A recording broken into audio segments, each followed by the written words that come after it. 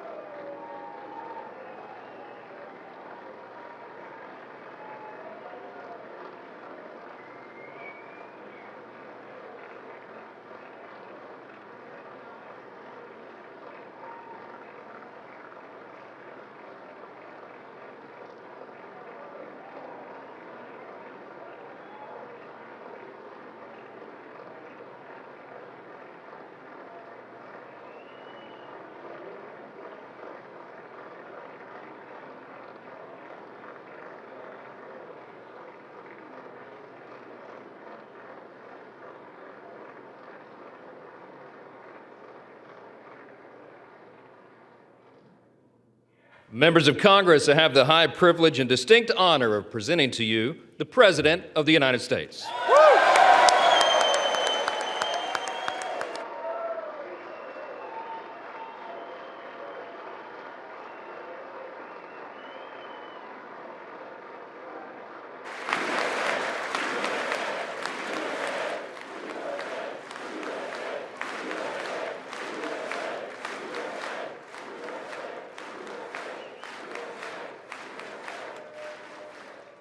Well, thank you very much, everybody. It's really an honor.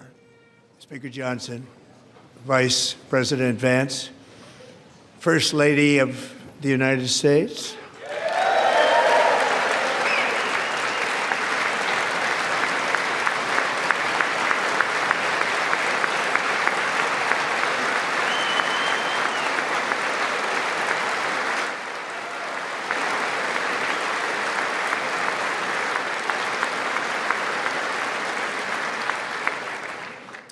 Second Lady of the United States.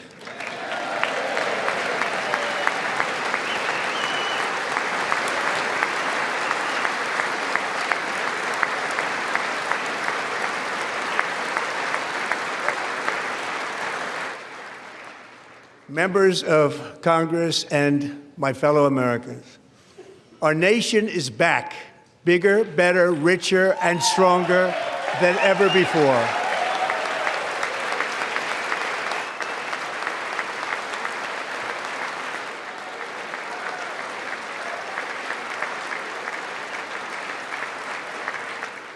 Less than 5 months from now, our country will celebrate an epic milestone in American history, the 250th anniversary of our glorious American independence. This July 4th, we will mark 2.5 centuries of liberty and triumph, progress and freedom in the most incredible and exceptional nation ever to exist on the face of the earth. And you've seen nothing yet. We're going to do better and better and better. This is the golden age of America.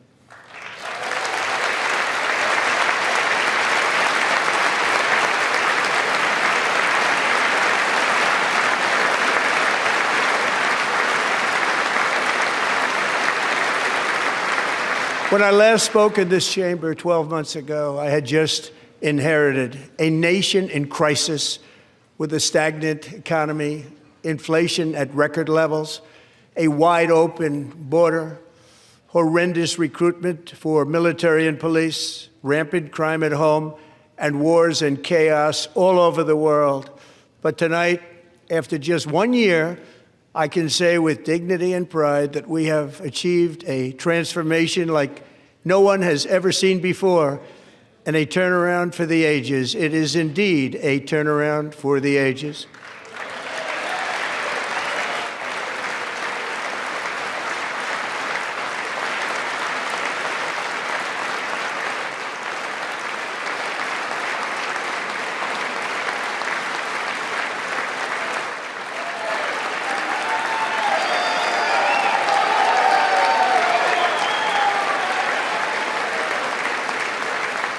And we will never go back to where we were just a very short time ago. We're not going back. Today, our border is secure.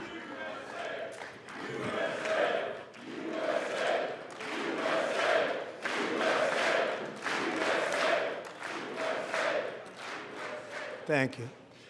Today, our border is secure. Our spirit is restored. Inflation is plummeting. Incomes are rising fast. The roaring economy is roaring like never before, and our enemies are scared. Our military and police are stacked, and America is respected again, perhaps like never before.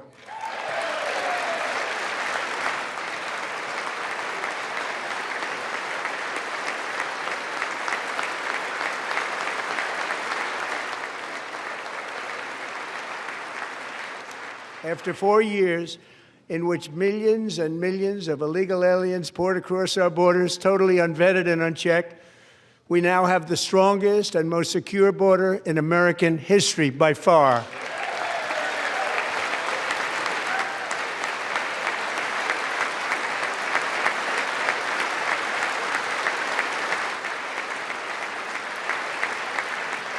In the past 9 months, 0 illegal aliens have been admitted to the United States.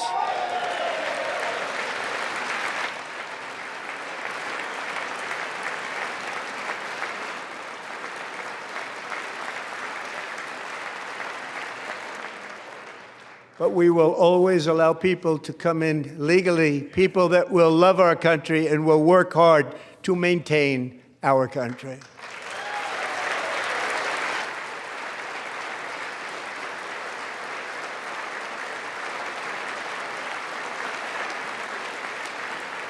The flow of deadly fentanyl across our border is down by a record 56% in 1 year.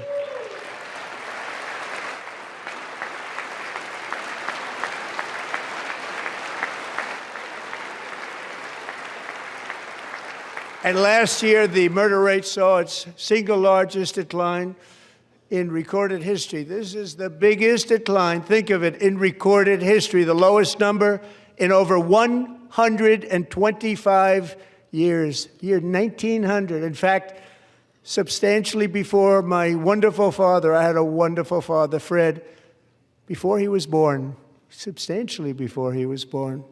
That's a long time ago. He wouldn't like me to say that, but that's a long time ago. The Biden administration and its allies in Congress gave us the worst inflation in the history of our country. But in 12 months, my administration has driven core inflation down to the lowest level in more than 5 years. And in the last 3 months of 2025, it was down to 1.7%.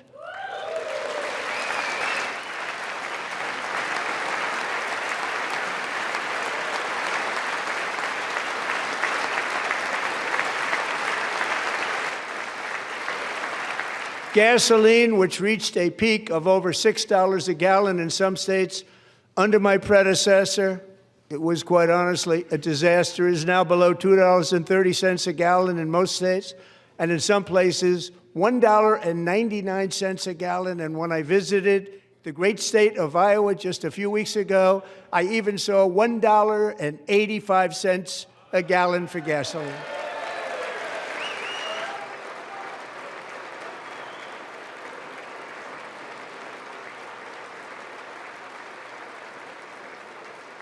Mortgage rates are the lowest in 4 years and falling fast, and the annual cost of a typical new mortgage is down almost $5,000 just since I took office. 1 year. And low interest rates will solve the Biden-created housing problem while at the same time protecting the values of those people who already own a house that really feel rich for the first time in their lives. We want to protect those values. We want to keep those values up. We're going to do both. And we are going to keep it that way. The stock market has set 53 all-time record highs since the election. Think of that, 1 year.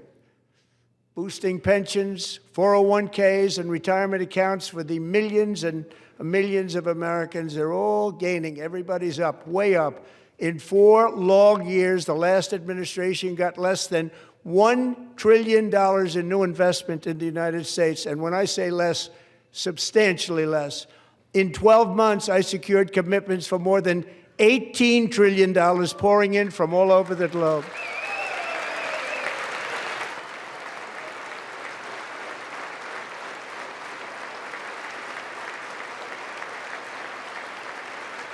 Think of it, much less than $1 trillion for 4 years versus much more than $18 trillion for 1 year. What a difference a president makes. A short time ago, we were a dead country. Now we are the hottest country anywhere in the world, the hottest.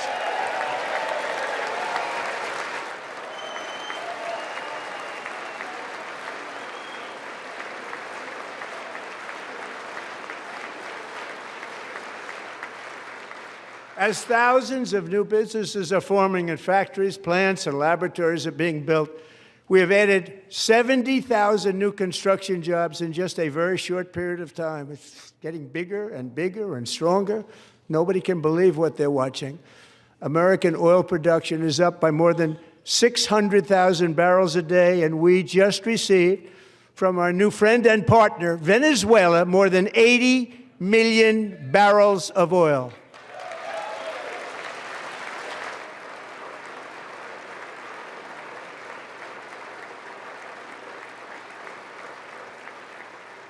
American natural gas production is at an all-time high because I kept my promise to drill, baby, drill.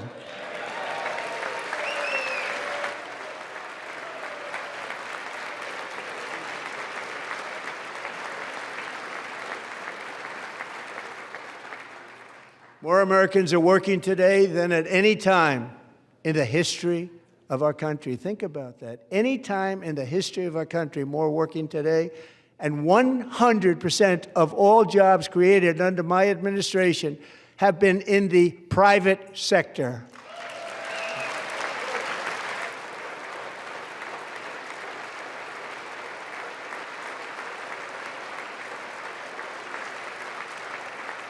We ended DEI in America.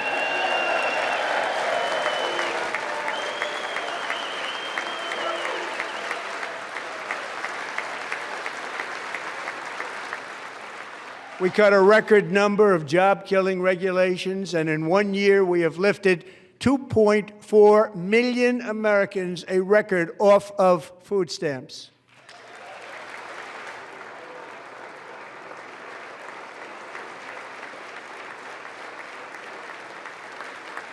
And for all of these reasons, I say tonight, members of Congress, the state of our union is strong.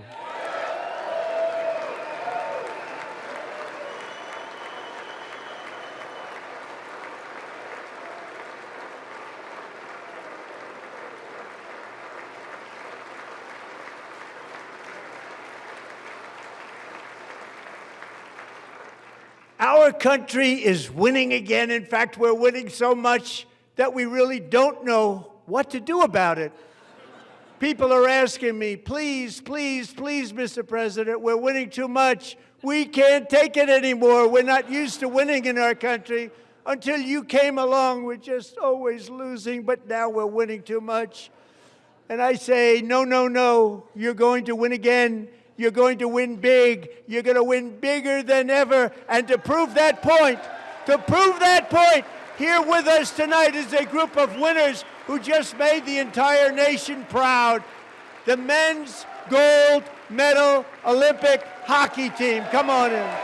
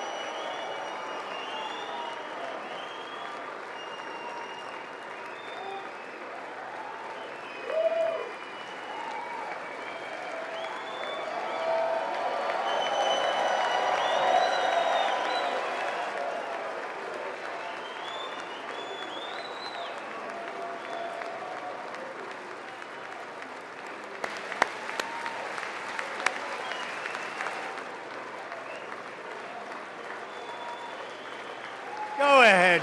They do.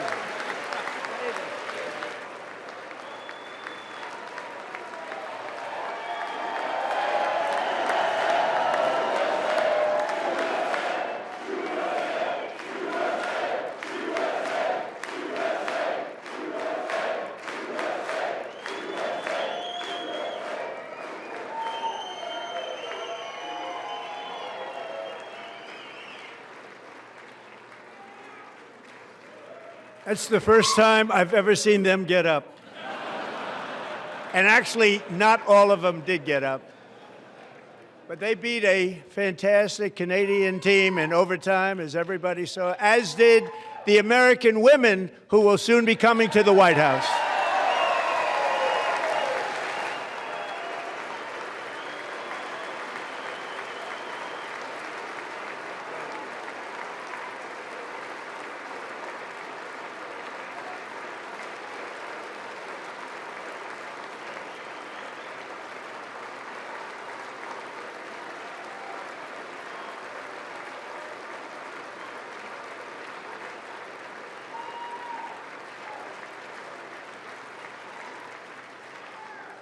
They were in the Oval Office before, and I just want to say a second very big congratulations to Team USA. But I have to say that, and I told them this, and we took a vote of the team. I said, anybody votes no, I'm not doing it. So they stood there, and they weren't about to say no, because I've never seen a goaltender play as well as goalie Connor Hellebuck.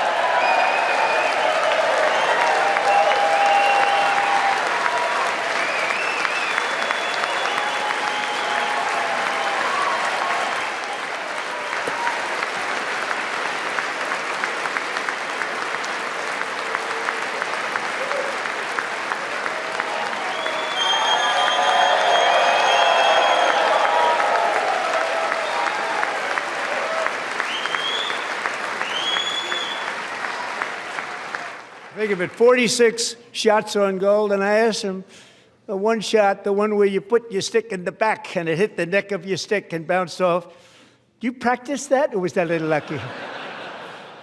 He refused to answer that question. But I just want to tell you that the members of this great hockey squad will be very happy to hear, based on their vote and my vote, and in this case my vote was more important, that I will soon be presenting Connor with our highest civilian honor, which we will be given and which has been given to many athletes over the years. But when I say many, not too many, like 12, it's called the highest civilian honor in our country, the Presidential Medal of Freedom.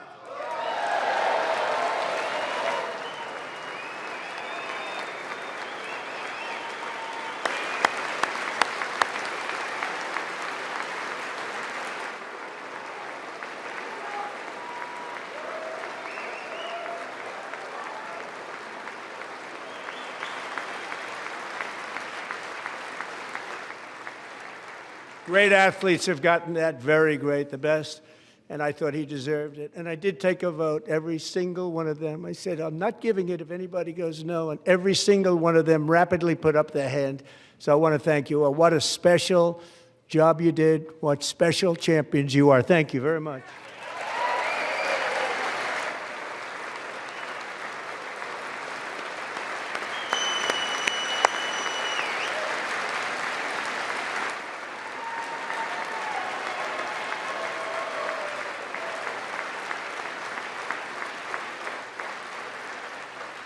I'm also pleased to say that the next time the Olympic torch is lit, it will be here in America for the 2028 Olympics, and it's the summer version right in Los Angeles. We're going to do a good job in Los Angeles.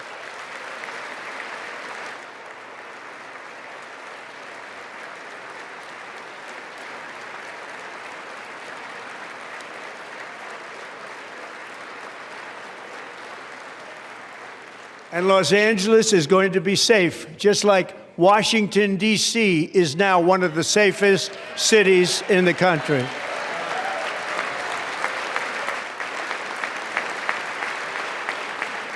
And this year, and I must say I got them both. I got them in my first term, and I was disappointed because I didn't think I'd be the president when this happened. But strange things took place. And now I've got them because I got the Olympics and I got the 2026 FIFA World Cup, and I wanted to claim the 250th, but I didn't get away with that one. I couldn't claim that one for myself. But we're getting the World Cup, so we have the World Cup and the Olympics coming, and that is exciting news.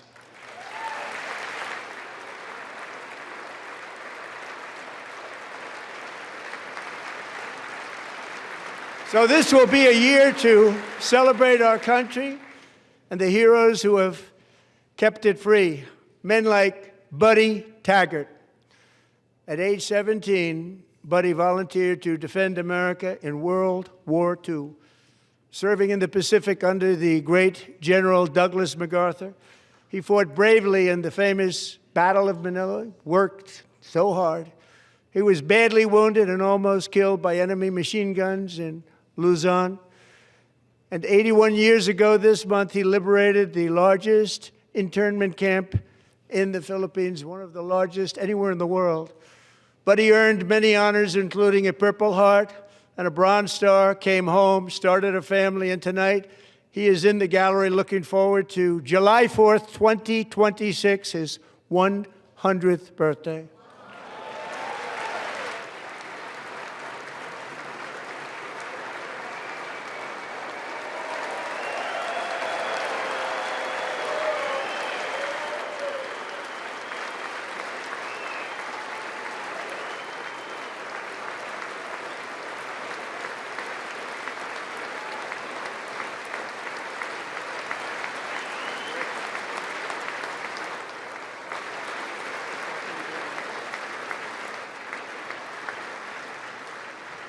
So, Buddy, you're a brave man, and we salute you. Even in times of challenge, setback, and immense heartache, the spirit of 1776 has always shone through very brightly. It was July 4th of last year when floodwaters tore through a girls' summer camp in Central Texas, one of the worst things I've ever seen. I was there, rising 26 feet in the matter of minutes, tragically claiming many, many lives. You all remember that one. As the waters threatened to sweep her away, 11-year-old Millie Kate McClelland closed her eyes and prayed to God. She thought she was going to die. Those prayers were answered when Coast Guard rescue swimmer Scott Ruskin descended from a helicopter above. Nobody knew where he came from. It was Scott's first ever rescue mission, a young guy, but very brave, very, very top, always top in his class. And he lifted not just Millie Kate, but 164 others to safety.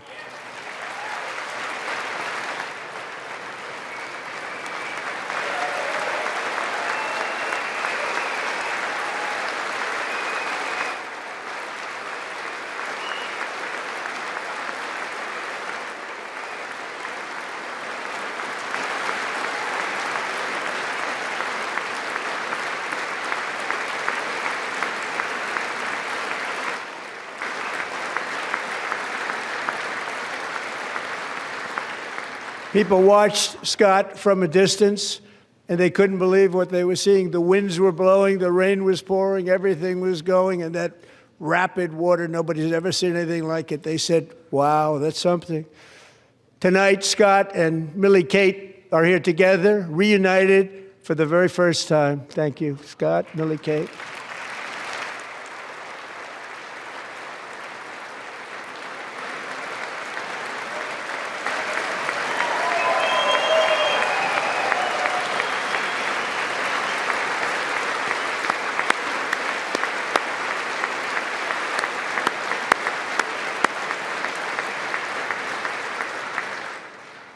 And Petty Officer Ruskin, I'm pleased to inform you that I am now awarding you the Legion of Merit for extraordinary heroism, which is what it was, extraordinary heroism. Thank you.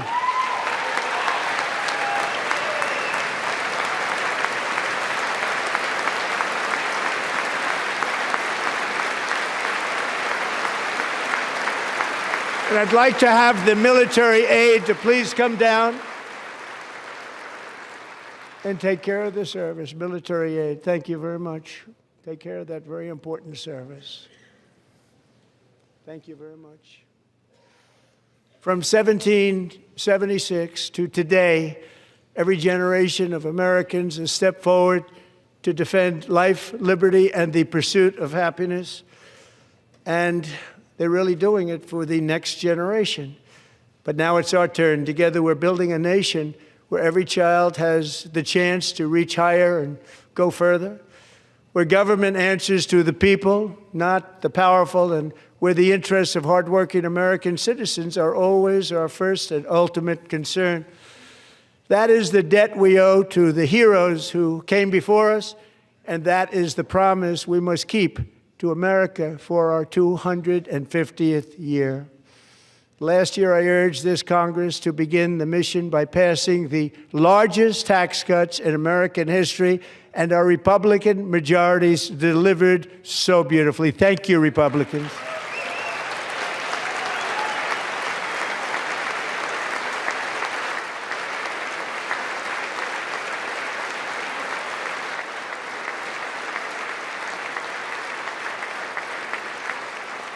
All Democrats, every single one of them, voted against these really important and very necessary massive tax cuts.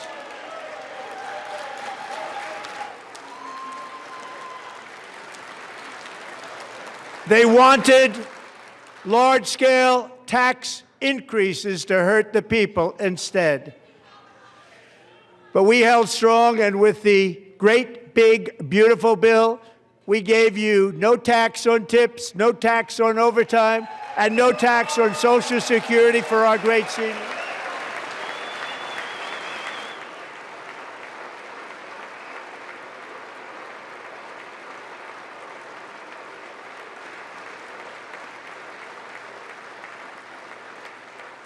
And we also made interest on auto loans tax deductible the first time, but only if the car is made in America.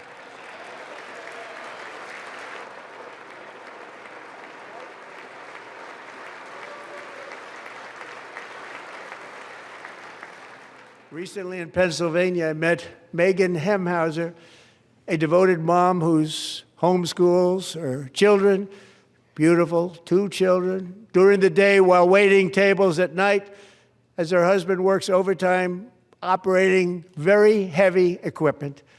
Megan is here this evening, and she's happy to tell you that she is so much richer because with no tax on tips, no tax on overtime, and her expanded child tax credit done again by Republicans, Megan and her husband will take home more than $5,000 extra just for the year, cutting her tax bill in more than half.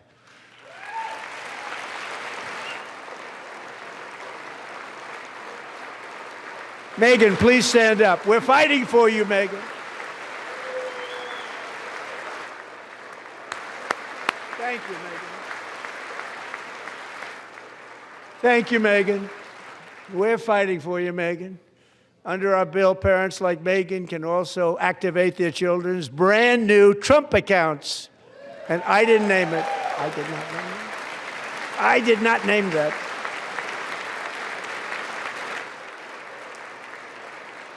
Nobody believes me, but I did not name it. It was named by a very tall man sitting right there in the third row.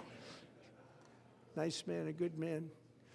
Tax-free investment accounts for every American child. This is something that's so special and has taken off and gone through the roof. Millions will be pre-funded courtesy of the U.S. Treasury and private individuals like Michael and Susan Dell, who have donated $6.25 billion to fund the Trump accounts for 25 million American children. They're great people.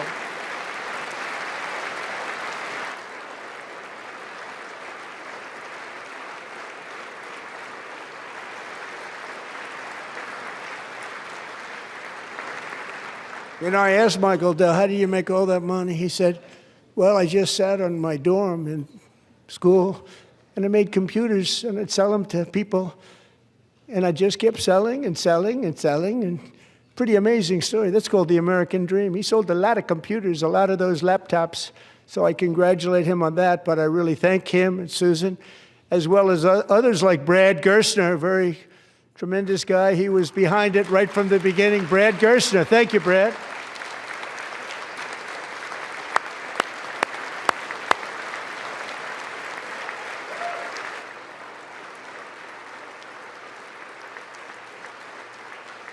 So with modest additional contributions, these young people's accounts could grow to over $100,000 or more by the time they turn 18. Think of it. How much money is that for somebody that started with nothing? Over 100,000, could be much more than that. To make this investment in our children's future, go to TrumpAccounts.gov, TrumpAccounts.gov. And a lot of people are doing it. It's setting every record in the book. It's popular. They knew what it was going to take. I'm so proud of them. I'm so proud of the people that got it started. And now it's just taken off. One of the primary reasons for our country's stunning economic turnaround, the biggest in history, where the Dow Jones broke 50,000 4 years ahead of schedule, and the S&P hit 7,000, where it wasn't supposed to do it for many years were tariffs. I used these tariffs, took in hundreds of billions of dollars to make great deals for our country, both economically and on a national security basis. Everything was working well. Countries that were ripping us off for decades are now paying us hundreds of billions of dollars. They were ripping us so badly, you all know that. Everybody knows it. Even the Democrats know it. They just don't want to say it. And yet these countries are now happy, and so are we. We made deals. The deals are all done. And they're happy. They're not making money like they used to, but we're making a lot of money. There was no inflation, tremendous growth, and the big story was how Donald Trump called the economy correctly, and 22 Nobel Prize winners in economics didn't. They got it totally wrong. They got it really wrong. And then just 4 days ago, an unfortunate ruling from the United States Supreme Court. It just came down. It came down. Very unfortunate ruling. But the good news is that almost all countries and corporations want to keep the deal that they already made, right, Scott? Knowing that the legal power that I, as president, have to make a new deal could be far worse for them, and therefore they will continue to work along the same successful path that we had negotiated before the Supreme Court's unfortunate involvement. So despite the disappointing ruling, these powerful country-saving, it's saving our country, the kind of money we're taking in, peace-protecting. Many of the wars I settled was because of the threat of tariffs. I wouldn't have been able to settle them without. Will remain in place under fully approved and tested alternative legal statutes. And they have been tested for a long time. They're a little more complex, but they're actually probably better, leading to a solution that will be even stronger than before. Congressional action will not be necessary. It's already time-tested and approved. And as time goes by, I believe the tariffs paid for by foreign countries will, like in the past, substantially replace the modern-day system of income tax, taking a great financial burden off the people that I love.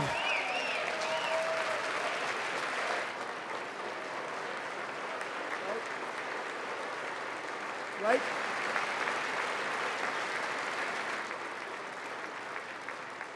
Moving forward, factories, jobs, investment, and trillions of dollars will continue pouring into the United States of America because we finally have a president who puts America first. I put America first. I love America.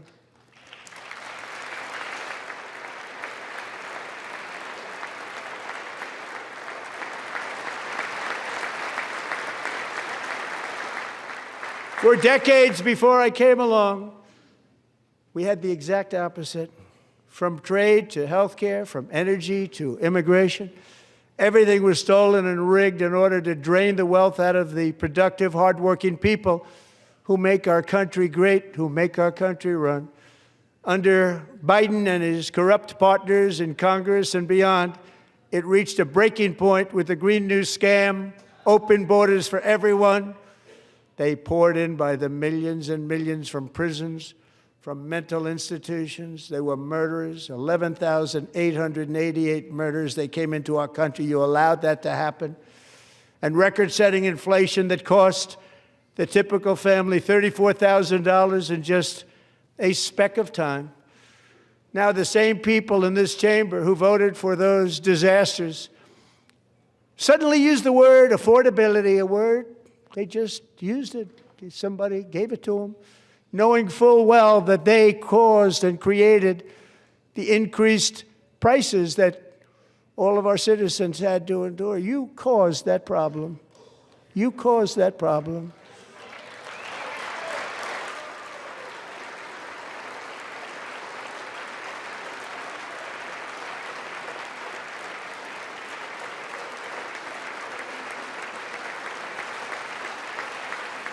They knew their statements were a lie. They knew it.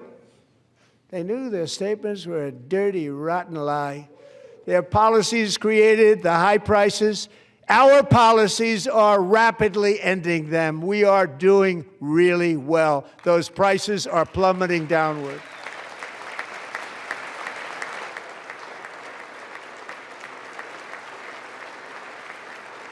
The price of eggs is down 60%. Madam Secretary, thank you. The cost of chicken, butter, fruit, hotels, automobiles, rent is lower today than when I took office by a lot. And even beef, which was very high, is starting to come down significantly. Just hold on a little while. We're getting it down. And soon you will see numbers that few people would think were possible to achieve just a short time ago. Nobody can believe when they see the kind of numbers, and especially energy. When they see energy going down to numbers like that, they cannot believe it. It's like another big tax cut. I'm also confronting one of the biggest ripoffs of our times, the crushing cost of health care caused by you. Since the passage of the Unaffordable Care Act, sometimes referred to as Obamacare, big insurance companies have gotten rich. It was meant for the insurance companies, not for the people. With our government giving them hundreds and hundreds of billions of dollars a year as their stock prices soared 1,000, 1,200, 1,400, and even 1,700%, like nothing else. That's why I introduced the great health care plan. I want to stop all payments to big insurance companies and instead give that money directly to the people so they can buy their own health care, which will be better health care at a much lower cost.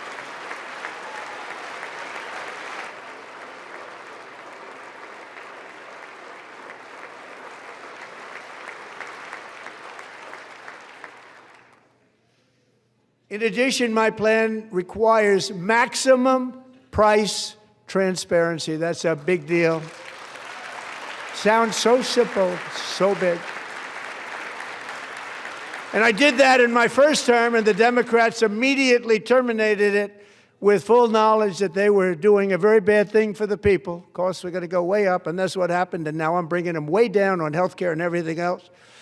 I'm also ending the wildly inflated cost of prescription drugs like has never happened before.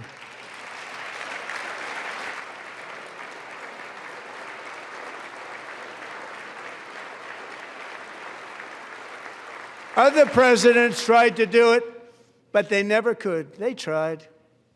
Most didn't try, actually. But they tried. They said they tried. They couldn't do it. They didn't even come close. They were all talk and no action, but I got it done. Under my just enacted most favored nation agreements, Americans who have for decades paid by far the highest prices of any nation anywhere in the world for prescription drugs will now pay the lowest price anywhere in the world for drugs. Anywhere, the lowest price.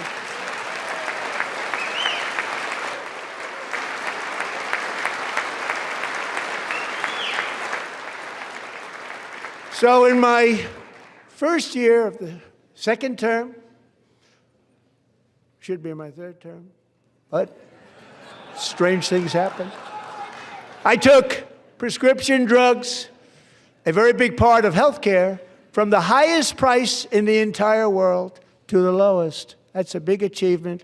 The result is price differences of 300, 400, 500, 600% and more, all available right now at a new website called TrumpRx.gov. And I didn't name that one either, by the way.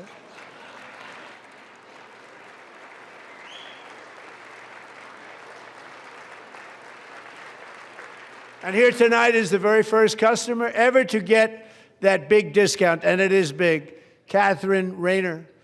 For 5 years, she and her husband have struggled with infertility, and they turned to IVF. One drug has been costing Catherine $4,000 to purchase, but a few weeks ago, she logged onto the TrumpRx website and got that same drug that cost $4,000, got it for under $500. A reduction of much more, actually, than $3,500. Catherine, we are all praying for you, and you're going to be a great mom.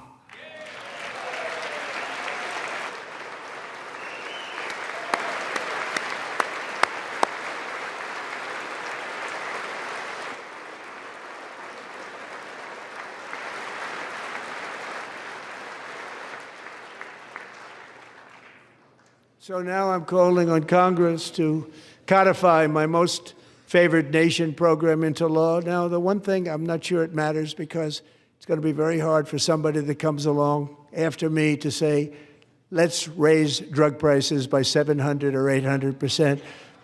But John and Mike, if you don't mind, codify it anyway. They may do it. Codify it anyway. Thank you. Many Americans are also concerned that energy demand from AI data centers could unfairly drive up their electric utility bills. Tonight, I'm pleased to announce that I have negotiated the new Ratepayer Protection Pledge. You know what that is? We're telling the major tech companies that they have the obligation to provide for their own power needs. They can build their own power plants as part of their factory so that no one's prices will go up. And in many cases, prices of electricity will go down for the community and very substantially down. This is a unique strategy never used in this country before. We have an old grid. It could never handle the kind of numbers, the amount of electricity that's needed. So I'm telling them they can build their own plant. They're going to produce their own electricity. It will ensure the company's ability to get electricity while at the same time lowering prices of electricity for you, and could be very substantial for all of you cities and towns. You're going to see some good things happen over the next number of years. Another pillar of the American dream that has been under attack is home ownership. With us tonight is Rachel Wiggins, a mom of two from Houston.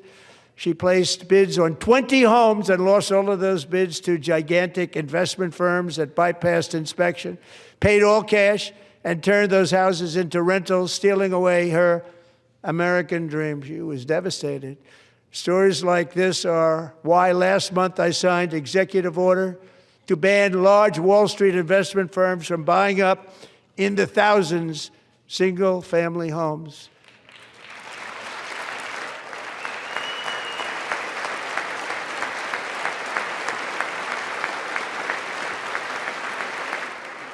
And now I'm asking Congress to make that ban permanent, because homes for people, really, that's what we want. We want homes for people, not for corporations. Corporations are doing just fine. Rachel, thank you very much. Good luck with your home. You'll get one soon.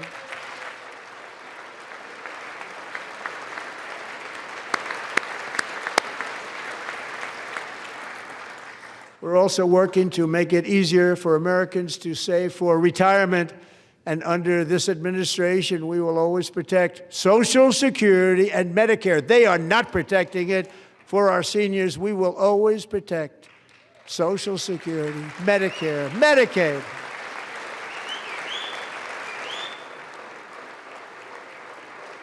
Since I took office, the typical 401k balance is up by at least $30,000. That's a lot of money.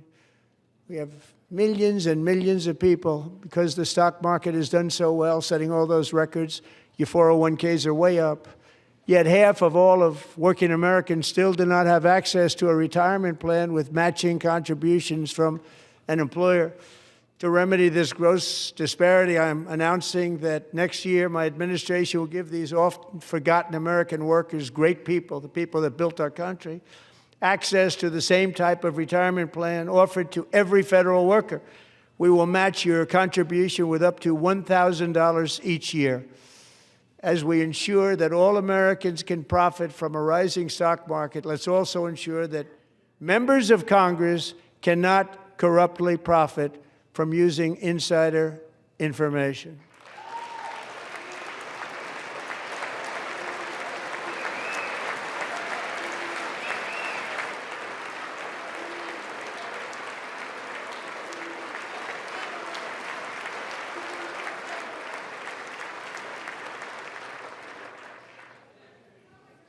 They stood up for that. I can't believe it. I can't believe it. Did Nancy Pelosi stand up if she's here? Doubt it. Pass the Stop Insider Trading Act without delay.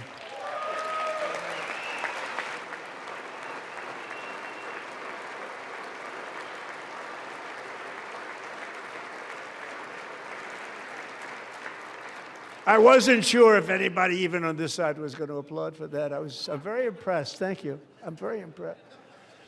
But when it comes to the corruption that is plundering, it's plundering America. There's been no more stunning example than Minnesota, where members of the Somali community have pillaged an estimated $19 billion from the American taxpayer. Oh, we have all the information. And in actuality, the number is much higher than that. And California, Massachusetts, Maine, and many other states are even worse. This is the kind of corruption that shreds the fabric of a nation, and we are working on it like you wouldn't believe. So tonight, although started 4 months ago, I am officially announcing the war on fraud to be led by our great Vice President, J.D. Vance.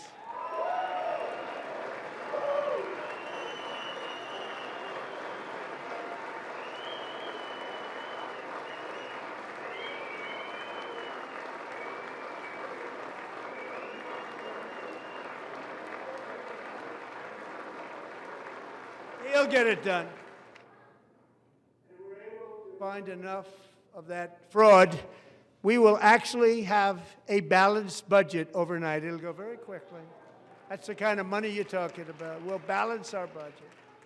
The Somali pirates who ransacked Minnesota remind us that there are large parts of the world where corruption and lawlessness are the norm, not the exception. Importing these cultures through unrestricted immigration and open borders brings those problems right here to the USA. And it is the American people who pay the price in higher medical bills, car insurance rates, rent, taxes, and perhaps most importantly, crime. We will take care of this problem. We're going to take care of this problem. We are not playing games. Delilah.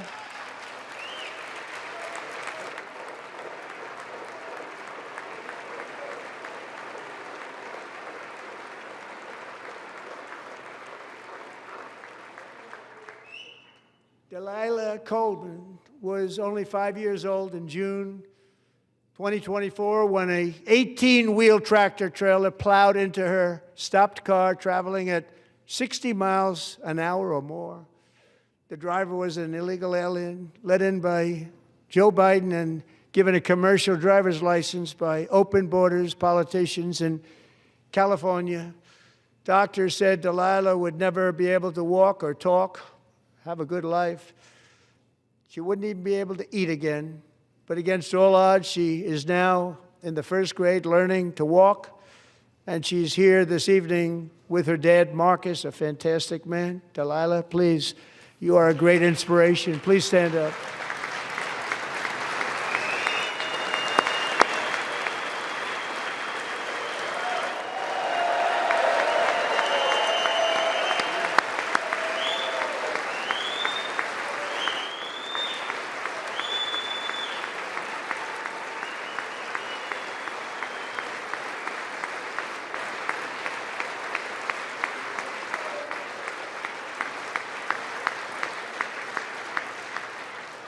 Thank you, Delilah. Many, if not most, illegal aliens do not speak English and cannot read even the most basic road signs as to direction, speed, danger, or location. That's why tonight I'm calling on Congress to pass what we will call the Delilah Law, barring any state from granting commercial driver's licenses to illegal aliens.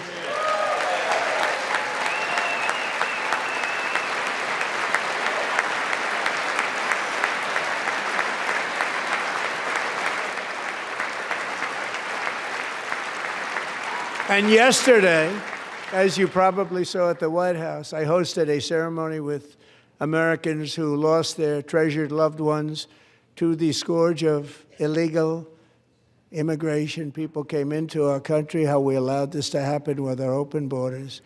These are the angel moms and families that for decades our government betrayed and our media totally ignored. It was terrible. Hard to believe, actually.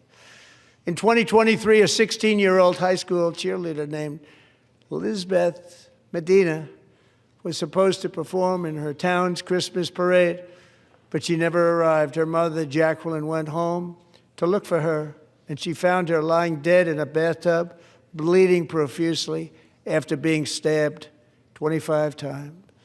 Lizbeth's killer was a previously arrested illegal alien who had broken in and brutally extinguished the brightest light in her family's life, violently and viciously.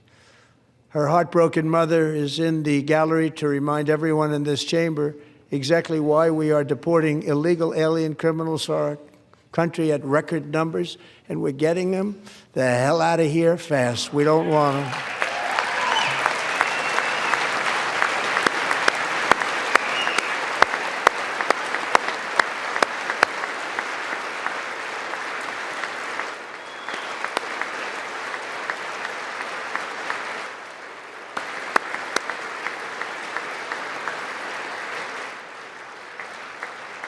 Thank you very much, Jacqueline. Thank you. We can never forget that many in this room not only allowed the border invasion to happen before I got involved, but indeed they would do it all over again if they ever had the chance. If they ever got elected, they would open up those borders to some of the worst criminals anywhere in the world. The only thing standing between Americans and a wide open border right now is President Donald J. Trump and our great Republican patriots in Congress. Thank you. Thank you.